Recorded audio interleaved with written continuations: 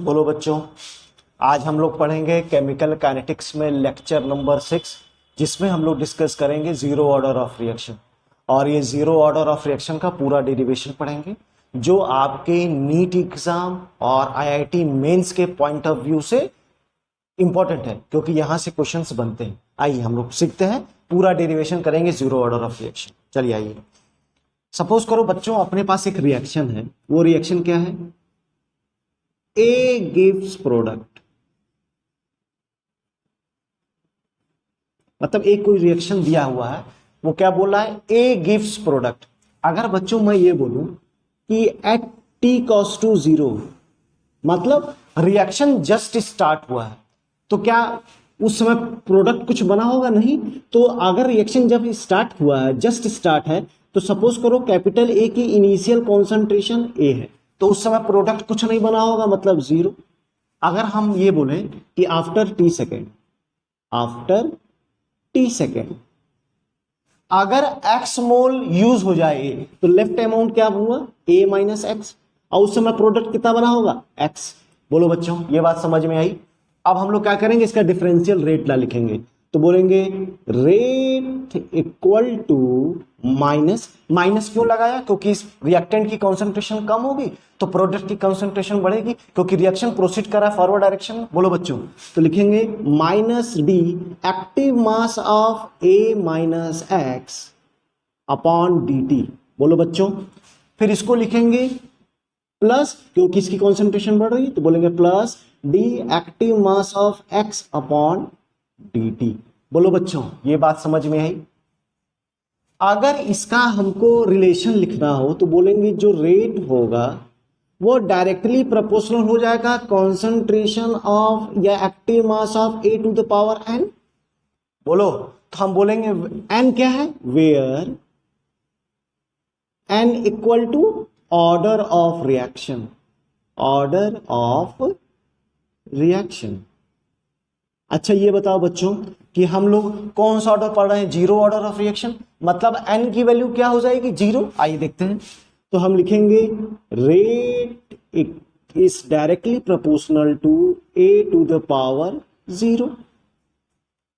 अच्छा, इस ए को after t second A minus x लिख सकते हैं। आइए लिखते हैं, rate is directly proportional to A minus x to the power 0। इस रेट को हम लोग लिख दें dx upon D t. Proportionality sign को हटाएं तो राइट हैंड साइड एक कांस्टेंट लाएं के, जिसको हम बोलेंगे क्या? रेट कांस्टेंट, और a minus x to the power 0। बोलो, तो हमारे पास एक ये रिलेशन आ गया, dx upon D T equal to k a minus x to the power 0। बोलो बच्चों, अच्छा ये बताओ, किसी के पावर 0 मतलब वैल्यू 1 हो जाती है, तो हम बोलेंगे क्या हो जाएगा? dx upon D T equal to k, जिसको हम x upon t equal to k भी लिख सकते हैं, या x इक्वल टू के इंटू टी भी लिख सकते हैं। बोलो, इतनी बात समझ में आई? अच्छा, अब यहां पे इसका नोटेशन कर दे रहे हैं, वेयर ए क्या था? इनिशियल कॉन्सेंट्रेशन,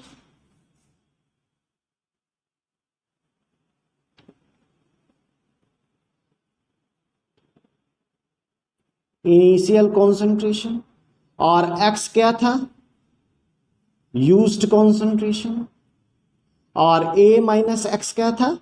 लेफ्ट कॉन्सेंट्रेशन, बचा हुआ कॉन्सेंट्रेशन।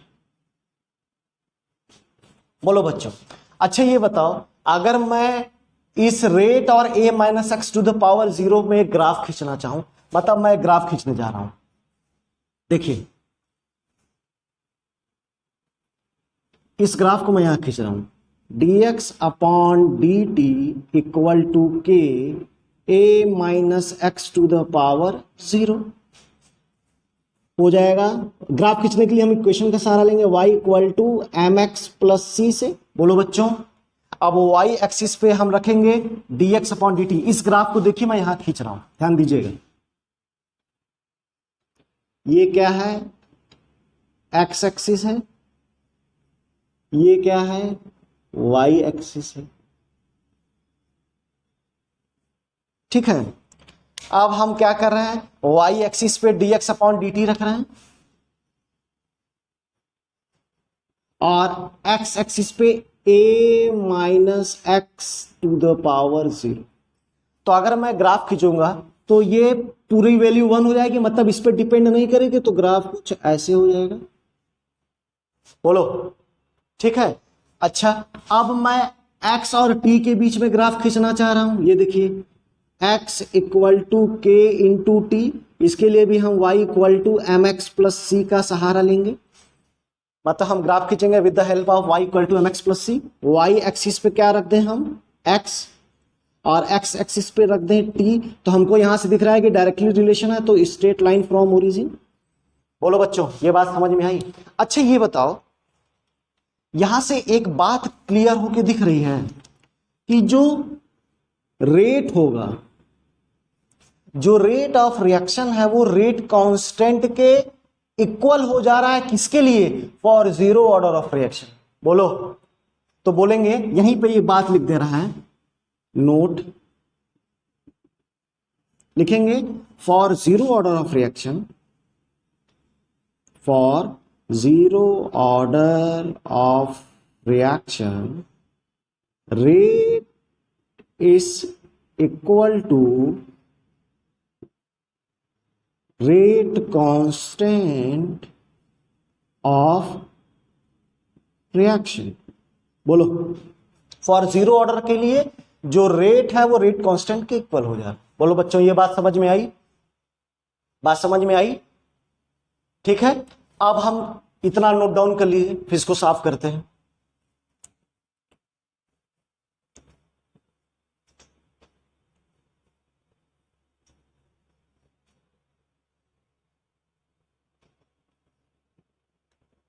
हो गया बच्चों, अब इसको साफ कर देते हैं।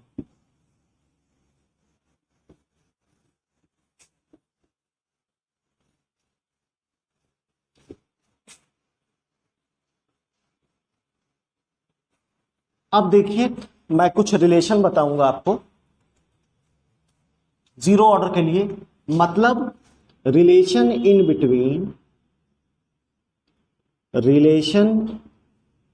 Between T half.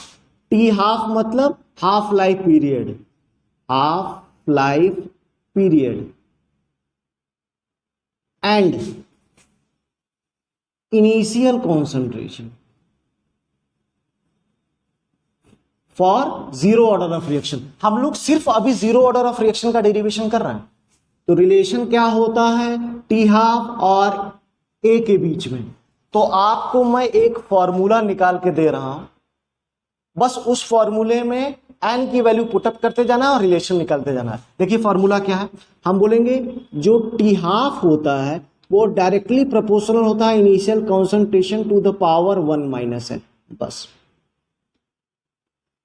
क्या बोला कि जो टी हाफ होता है, हाफ लाइफ पीरियड, वो initial concentration to the power 1 minus n होता है।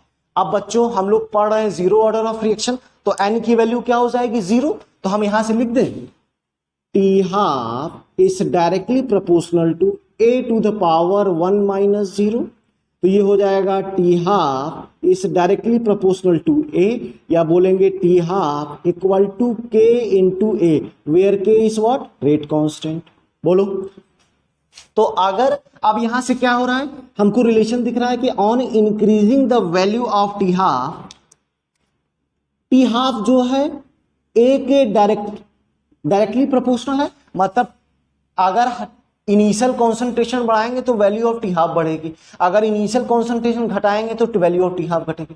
तो अगर मैं ग्राफ खींचूं टी हाफ इक्वल टू के इंटू ए से, तो हम y equal to M X plus C से ग्राफ खींचे, तो y एक्सिस पे क्या ले लें हम, टी हाफ ले लें बच्चों, और x एक्सिस पे ले लें a, तो ग्राफ कुछ ऐसे हो जाएगा। और मैं बता दूं, मैं जितने ग्राफ खींच रहा हूं वहां से क्वेश्चंस बनते हैं। अब क्वेश्चन कैसे पूछेगा on increasing the value of initial concentration T half is also increases the order of reaction is, first option zero order of reaction, second option first order of reaction, third option second order of reaction, fourth option third order of reaction. तो क्या बोलेंगे, zero order of kinetics, zero order of reaction के लिए जो t half होता है वो ए के डायरेक्ट रिलेशन रखता है। बोलो, तो अगर ये बढ़ाएंगे तो ये बढ़ेगा, ये घटाएंगे तो ये घटेगा, अगर इसको 2 टाइम्स करेंगे तो ये भी 2 टाइम्स हो जाएगा, इसको 4 टाइम्स करेंगे तो ये भी 4 टाइम्स हो जाएगा, इसको 4 टाइम्स घटाएंगे तो ये भी 4 टाइम्स घट जाएगा। मतलब टी हाफ ए के डायरेक्ट रिलेशन रख रहा है, डायरेक्टली प्रोपोर्शनल हो रहा है, किसके लिए, for zero order of reaction के लिए। बोलो बच्चों, ये बात समझ में आई। अगर आपसे कोई पूछे टी हाफ ए में जीरो ऑर्डर के लिए बताइए, तो आप ये फॉर्मूला लगाएंगे, एक कॉमन फॉर्मूला है, t half is directly proportional to A to the power 1 minus n।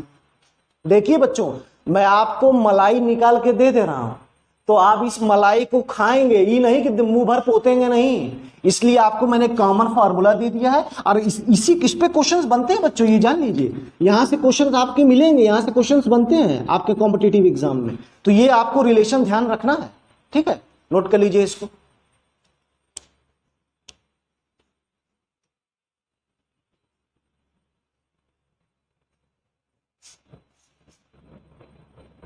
आइए साफ कर देते हैं।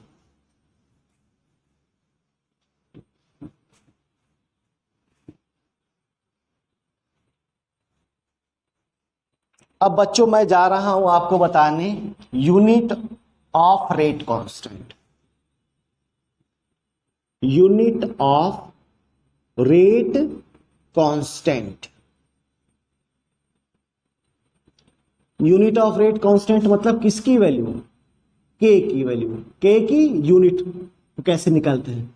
तो क्या बोलेगा आपको, ऑर्डर दे देगा रिएक्शन का, बोलेगा यूनिट बताओ रेट कांस्टेंट की।